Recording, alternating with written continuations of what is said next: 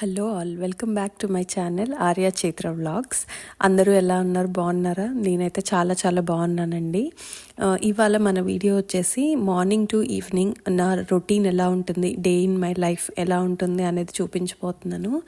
Actually last 2 to 3 days బాగా చల్లగా ఉండిందండి. నిన్నైతే -30 వరకు ఉండింది ఫీల్స్ లైక్. సో ఇంకా పిల్లలకి హాలిడే కూడా ఇచ్చారు. యాక్చువల్లీ చైత్రకి లాస్ట్ ఫ్రైడే, మండే అండ్ నిన్న ట్యూస్డే కూడా హాలిడే అనమాట. వీకెండ్తో కలుపుకొని 5 days హాలిడేస్ వచ్చాయి. 5 days తర్వాత మళ్ళీ ఇవాళ చైత్ర స్కూల్కి వెళ్తుంది. సో అందుకని నేను కూడా కొంచెం ఎర్లీగా లేవాల్సి వచ్చింది. తనకి బ్రేక్ఫాస్ట్ అండ్ లంచ్ బాక్స్ కూడా ప్రిపేర్ చేయాలి కదా, సో అందుకని అనమాట. అండ్ నేను లాస్ట్ నైట్ పెరుగు తోడుపెట్టుకున్నానండి, అది తీసి ఇప్పుడు ఫ్రిడ్జ్లో పెట్టేసుకుంటున్నాను. అండ్ దోశ పిండి ఉందన్నమాట ఫ్రిడ్జ్లో, అది బయట పెట్టుకుంటాను. ఇవాళ ఎగ్ దోశ వేద్దాము బ్రేక్ఫాస్ట్కి, అండ్ బాక్స్కి పాస్తా పెడదాం అనేసి అనుకుంటున్నాను అనమాట. సో ఇంకా అవి ప్రిపేర్ చేసేయాలి ఇప్పుడు. కిడ్స్కి ఎక్కువ డేస్ హాలిడేస్ వచ్చి వాళ్ళ ఇంట్లో ఉన్నప్పుడు అబ్బాయి ఎంత గొడవ చేస్తున్నారా బాబు, అసలు స్కూల్ ఉంటే బాగుండు అనిపిస్తూ ఉంటుంది. కానీ ఇలా మళ్ళీ హాలిడేస్ తర్వాత చైత్ర స్కూల్కి వెళ్ళి ఆర్య డే కేర్కి వెళ్తే అట్లీస్ట్ ఆర్య హాఫ్ డే తర్వాత వస్తుంది. బట్ నాకైతే ఏదో బోరింగ్గా ఇల్లంతా చాలా కామ్గా ఉన్న ఫీలింగ్ వస్తుంది అనమాట చైత్ర స్కూల్కి ఎక్కువ డేస్ ఇంట్లో ఉన్న తర్వాత వెళ్తే. అదే ఇద్దరు ఇంట్లో ఉంటే ఫుల్గా కొట్టుకుంటారండి, అసలు చాలా అల్లరి. నాకైతే వర్క్ చేసుకోవడానికి కూడా వీలుండదన్నమాట. సో అప్పుడు చాలా ఫ్రస్ట్రేషన్ వస్తూ ఉంటుంది, అబ్బా వీళ్ళకి అసలు ఎందుకు హాలిడేస్ ఇస్తున్నారు అనేసి. బట్ ఇవాళ ఇంకా బోర్ కొట్టేస్తుంది. ఆఫ్టర్నూన్ మళ్ళీ చైత్ర వచ్చేంత వరకు అది 3:45కి వస్తుంది అనమాట. అండ్ ఆల్సో ఇవాళ బ్యాలే డ్యాన్స్ క్లాస్ కూడా ఉంది దానికి. ఈవినింగ్ వచ్చిన తర్వాత మళ్ళీ అటు తీసుకెళ్ళాలి. ఇక్కడ వచ్చేసి నేను చైత్ర స్కూల్ బాక్స్ కోసం అని చెప్పి గ్రేప్స్ తీసి వాష్ చేస్తున్నాను.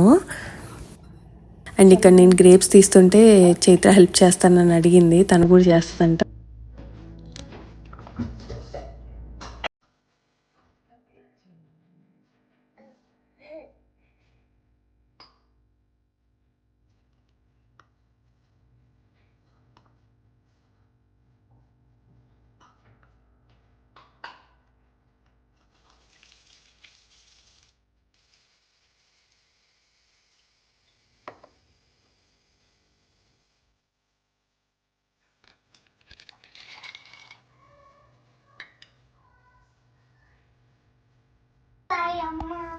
చైత్ర రెడీ అయిపోయింది. ఇంకా దాని snow pants bag, school bag అన్నీ వేసుకొని రెడీ అయిపోయి వెళ్తుంది. యాక్చువల్గా బస్ కార్నర్ దగ్గర ఉన్నప్పుడు మాకు కనిపిస్తుంది అనమాట విండోలోంచి చూస్తే. సో అప్పుడు ఇంకా బయటికి వెళ్తుంది చైత్ర. యూజువల్గా అయితే కిండర్ గార్డెన్స్ వాళ్ళకి అక్కడ బయట పేరెంట్స్ ఉండాలి కిడ్స్తో పాటు. బట్ మాకు విండోలో నుంచి కనిపిస్తూ ఉంటాం కాబట్టి జస్ట్ ఒక హార్న్ కొట్టేసి ఎక్కించుకొని వెళ్ళిపోతారు. డ్రాప్ చేసే అప్పుడు కూడా అలాగే ఉంటుంది. స్వీట్గా ఉందా? It's yummy syrup. Okay.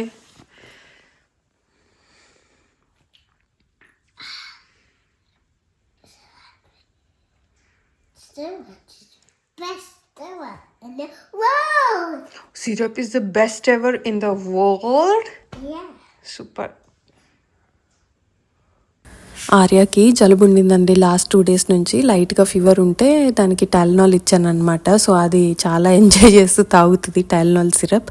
And ఇప్పుడే నా వర్క్ అయిపోయింది. ఈవినింగ్ 5 అయింది టైమ్. చూడండి బయట ఆల్రెడీ చీకటి పడిపోతుంది. ఇంకా నేను ఇప్పుడే క్లోజ్ చేసేసాను వర్క్. టీ పెట్టేసి వచ్చాను. టీ అయిన తర్వాత కొంచెం రిలాక్స్డ్గా కూర్చొని టీ తాగి అండ్ ఈవినింగ్ కుకింగ్ వంట చేసుకోవాలన్నమాట. సో ఇవాళ మష్రూమ్స్ ఉన్నాయి ఇంట్లో. మష్రూమ్ టొమాటో కర్రీ చేద్దామని మష్రూమ్స్ బయట పెట్టాను. ఇక్కడ యాక్చువల్లీ మష్రూమ్స్కి నేను ఆర్గానిక్ బ్రౌన్ కలర్ మష్రూమ్స్ ఉంటాయి కదా, అవి తెచ్చుకుంటాను అనమాట. వైట్ వాటికంటే కూడా ఇవి నాకు ఎందుకో చాలా టేస్టీగా అండ్ కర్రీ చాలా బాగున్నట్టు అనిపిస్తుంది. బాగా కుక్ అవుతాయి కూడా మంచిగా. యాక్చువల్లీ వాటి కోసమే నేను ఇక్కడ హాట్ వాటర్ పెట్టుకున్నాను. ఫస్ట్ నేను వాటిని ఆ స్టెమ్స్ తీసేసి హాట్ వాటర్లో కాసేపు అలా వాష్ చేసి కాసేపు అలా ఉంచుతాను.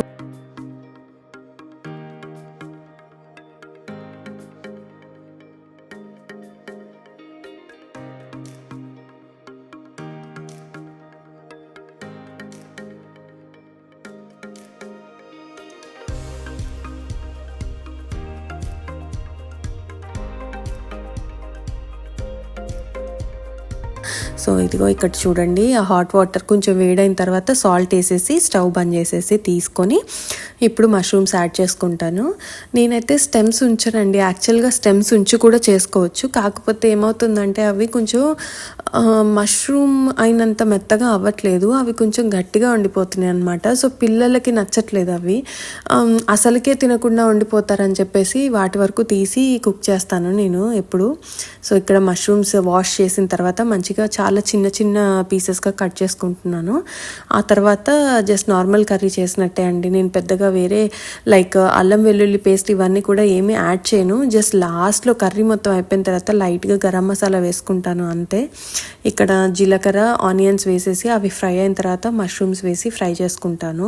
కాకపోతే మష్రూమ్స్ ఏంటంటే మెయిన్ ఈ ట్రిక్, చాలా వాటర్ వస్తుందండి. ఆ వాటర్ మొత్తం ఎవాపరేట్ అయ్యేంత వరకు మనము కుక్ చేయాలన్నమాట.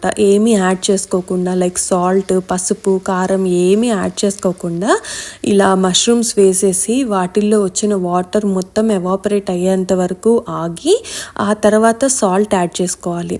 సాల్ట్ యాడ్ చేసుకొని మనం ఫ్రై చేస్తున్నప్పుడు మళ్ళీ వాటర్ వస్తాయి అన్నమాట.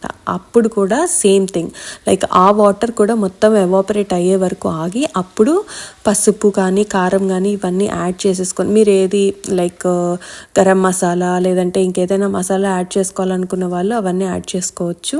అవి యాడ్ చేసుకున్న తర్వాత కర్రీ దింపేసుకోవచ్చు. కానీ ఇక్కడ నేను ఏం చేస్తున్నానంటే టొమాటో కూడా యాడ్ చేస్తున్నాను అనమాట. సో సెకండ్ టైం నేను సాల్ట్ వేసిన తర్వాత వాటర్ అంతా ఎవాపరేట్ అయిన తర్వాత అప్పుడు టొమాటోస్ వేసుకుంటాను నేను. టొమాటోస్లో ఉన్న గ్రేవీ కూడా మొత్తం దిగి అప్పుడు కూడా మనకి లైట్గా వాటర్ వస్తుందండి. ఆ వాటర్ అంతా కూడా ఎవాపరేట్ అయ్యే వరకు ఆగి అప్పుడు మళ్ళీ నేను సాల్ట్ చెక్ చేసుకొని సాల్ట్, పసుపు, కారం వేసేసుకుంటాను. అది మళ్ళీ ఫ్రై చేస్తాను కాసేపు మంచిగా దగ్గరికి అయ్యేంత వరకు. ఆ తర్వాత గరం మసాలా యాడ్ చేసుకుంటాను లాస్ట్లో. దట్స్ ఇట్, అయిపోయింది. అండ్ ఇక్కడ రైస్ పెట్టేశాను. ఇవాళ నైట్కి మేము వైట్ రైస్ తింటున్నాము. రైస్ పెట్టేశాను. ఆల్సో పక్కన పెరుగు మళ్ళీ తోడు పెట్టడం కోసం పాలు కాగబెడుతున్నానండి. యాక్చువల్లీ రేపటికి మష్రూమ్ కర్రీ కొంచెం తక్కువ అవుతుందేమో, పెరుగు చట్నీ కూడా చేద్దాము అని చెప్పేసి పెరుగు తోడు పెట్టుకుంటున్నాను. రేపు మార్నింగ్ చేసుకుంటాను తినే ముందర పెరుగు చట్నీ. అండ్ ఇక్కడ గిన్నెలు, సింక్ నిండా కావాల్సినన్ని గిన్నెలు ఉన్నాయి. సో అవన్నీ నేను ఇప్పుడు డిష్ వాషర్లో పెట్టేసేయాలన్నమాట. సో ఇప్పుడే డిష్ వాషర్ అన్లోడ్ చేసి గిన్నెలు ఏవైతే ఉన్నాయో ప్లేట్స్ కానీ అవన్నీ నేను షెల్ఫ్లో సర్దేసుకుంటున్నాను. ఇది సర్దుకున్న తర్వాత మళ్ళీ గిన్నెలు వాష్కి పెట్టేసేసి ఆ తర్వాత పిల్లల్ని స్నానంకి తీసుకెళ్ళాలండి. వాళ్ళకి స్నానం చేయించుకొని వచ్చి ఫుడ్ పెట్టేస్తే తిని అసలు ఇంకెప్పుడెప్పుడు పడుకుందామా అన్నట్టుగా ఉంటారు. ఫ్రెష్గా స్నానం చేసి వచ్చేసరికి వాళ్ళకి ఇంకా అలసిపోయి ఉంటారు కదా ఇద్దరు, చాలా నిద్ర వస్తూ ఉంటుంది. ఆర్య అయితే ఈ మధ్య వింటర్ స్టార్ట్ అయిన దగ్గర నుంచి ఆఫ్టర్నూన్ న్యాప్ చేస్తే అంత త్వరగా పడుకోవట్లేదండి నైట్. అంటే దానికి పాప యాక్టివిటీ కూడా ఏమి ఉండట్లే. అదే సమ్మర్ అయితే పార్క్కి తీసుకెళ్తాము రోజు ఈవినింగ్, అక్కడ ఫుల్గా ఆడుకుంటుంది. లేకపోతే ఇంటి ముందు అయినా ఆడుకుంటారనమాట లాన్లో, అట్లా బాగా సైక్లింగ్ అది చేస్తారు ఇంటి ముందు. సో వాళ్ళకి కావాల్సినంత ఎక్కువ యాక్టివిటీ ఉంటుంది కాబట్టి మంచిగా తింటుంది, ఎర్లీగా పడుకుంటుంది. ఆఫ్టర్నూన్ న్యాప్ చేసినా కూడా అలసిపోయి తొందరగా పడుకునేది నైట్ కూడా.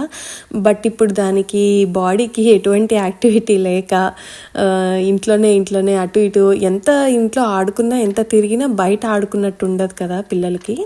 సో ఇంకా మధ్యాహ్నం న్యాప్ చేస్తే మాత్రం నైట్ అసలు త్వరగా పడుకోవట్లేదు. 10 అలా చేస్తుంది, 10-10:30 కూడా అవుతుంది ఒక్కొక్క రోజు. బట్ ఆఫ్టర్నూన్ న్యాప్ చేయకపోతే మాత్రం నైట్ చాలా త్వరగా పడుకుంటుంది, 7:30కే పడుకుంటుంది.